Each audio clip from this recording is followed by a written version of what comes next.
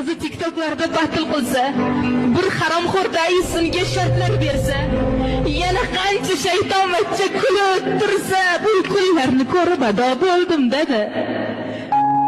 Eri turib nomahramni o'ynash bilsa, lichkalarda oh-voh qilib kayf qilsa, uyalmasdan onaman deb kulib yursa, dunyo ishini ko'rib ado bo'ldim dedi.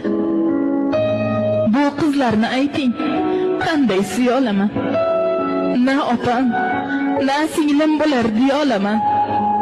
O'zbek degan nomimdan ham uyalaman, o'zbeklarga nima bo'ldi? Ayting dedi. Odamlarga oxirat kerakmasmi?